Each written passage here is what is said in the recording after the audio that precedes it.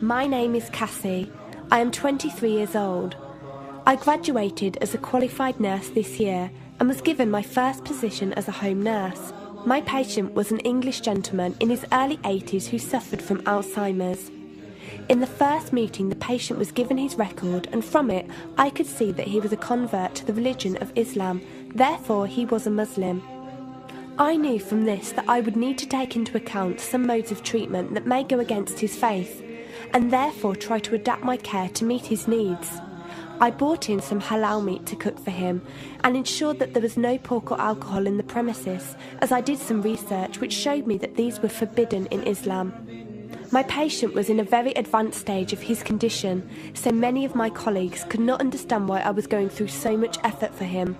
But I understood that a person who commits to a faith deserves that commitment to be respected, even if they are not in a position to understand. Anyway, after a few weeks with my patient, I began to notice some patterns of movement. At first, I thought it was some copied motions he'd seen someone doing, but I saw him repeat the movement at particular times, morning, afternoon, evening. The movements were to raise his hands, bow, and then put his head to the ground. I could not understand it. He was also repeating sentences in another language. I couldn't figure out what language it was as his speech was slurred, but I know the same verses were repeated daily. Also, there was something strange. He didn't allow me to feed him with my left hand. Somehow I knew this linked to his religion, but didn't know how. One of my colleagues told me about Pal Talk as a place for debates and discussions. As I did not know any Muslims except for my patient, I thought it would be good to speak to someone live and ask questions. I went on the Islam section and entered the room True Message. Here I asked questions regarding the repeated movements and was told that these were the actions of prayer. I did not really believe it until someone posted a link on the Islamic prayer on YouTube. I was shocked. A man who has lost all memory of his children, of his occupation, and could barely eat and drink, was able to remember not only actions of prayer, but verses that were in another language. This was nothing short of incredible, and I knew that this man was devout in his faith, which made me want to learn more in order to care for him the best I could. I came into the Pal Talk room as often as I could, and was given a link to read the translation of the Quran and listen to it.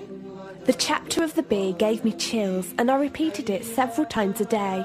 I saved a recording of the Quran on my iPod and gave it to my patient to listen to. He was smiling and crying, and in reading the translation I could see why.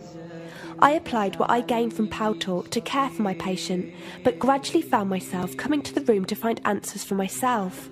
I never really took the time to look at my life. I never knew my father. My mother died when I was 3. Me and my brother were raised by our grandparents who died 4 years ago, so now it's just the two of us. But despite all this loss, I always thought I was happy, content. It was only after spending time with my patient that I felt like I was missing something. I was missing that sense of peace and tranquility my patient, even through suffering, felt. I wanted that sense of belonging and a part of something that he felt, even with no one around him. I was given a list of mosques in my area by a lady on Pal Talk and went down to visit one. I watched the prayer and could not hold back my tears. I felt drawn to the mosque every day, and the imam and his wife would give me books and tapes to welcome any questions I had. Every question I asked at the mosque and on Pal Talk was answered with such clarity and depth that could do nothing but accept them. I have never practiced a faith, but always believed that there was a God. I just did not know how to worship him. One evening I came onto Pal Talk, and one of the speakers on the mic addressed me. He asked me if I have any questions. I said no. He asked if I was happy with the answers I was given. I said yes. He then asked what was stopping me accepting Islam. I could not answer. I went to the mosque to watch the dawn prayer. The imam asked me the same question. I could not answer. I then went to tend to my patient.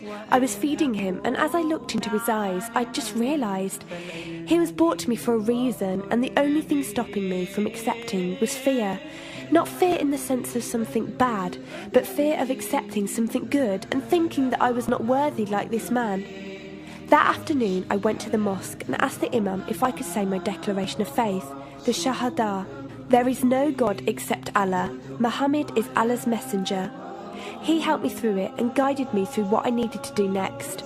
I cannot explain the feeling I felt when I said it. It was like someone woke me up from sleep and sees everything more clearly.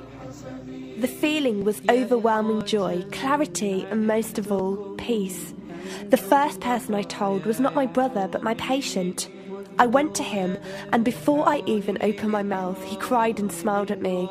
I broke down in front of him. I owed him so much. I came home and logged onto Paltalk and repeated the Shahada for the room. They all helped me so much, and even though I had never seen a single one of them, they felt closer to me than my own brother. I did eventually call my brother to tell him, and although he wasn't happy, he supported me and said he would be there. I couldn't ask for any more. After my first week as a Muslim, my patient passed away in his sleep while I was caring for him. Inna lillahi wa inna ilayhi raji'un. He died a peaceful death, and I was the only person with him. He was like the father I never had, and he was my doorway to Islam. From the day of my Shahada to this very day, and for every day for as long as I live, I will pray that Allah shows mercy on him and grant him every good deed I perform in the tenfold. I loved him for the sake of Allah, and I pray each night to become an atom's weight of the Muslim he was. Islam is a religion with an open door. It is there for those who want to enter it. Verily, Allah is the most merciful, most kind.